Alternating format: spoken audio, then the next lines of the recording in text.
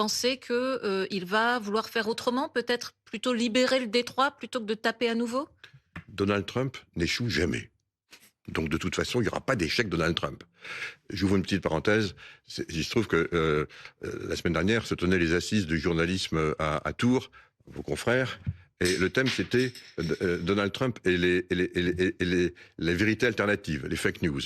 Ils ont relevé que dans son premier mandat, ils ont relevé 35 403 mensonges qu'il a proférés. Vous voyez, donc on a l'habitude, hein, les vérités alternatives, on a l'habitude. Donc il faut prendre ce qu'il dit encore une fois au regard de ce qu'on a appris. Donc il n'arrête pas de dire qu'il a gagné. Bon, donc il dira qu'il a gagné. J'ouvre une parenthèse.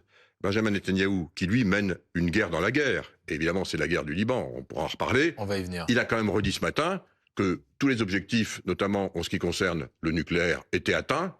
Ah bon? S'ils sont atteints, alors de quoi on parle? Lui-même du reste, moi je vais vous dire mon sentiment, j'ai pas de boule de cristal, mais il regarde une chose désormais, c'est l'impact de tout ça, de ce maelstrom, par parenthèse, qu'il a créé lui-même. Il faut le dire et le redire. Sur précisément ses concitoyens, ses compatriotes.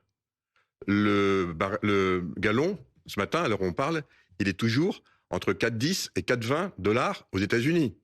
Il était, avant la guerre, à 2,80. Il a pris 46%. Et ça, croyez-moi, pour Donald Trump, à 4 mois des mi-termes, ça pèse très lourd.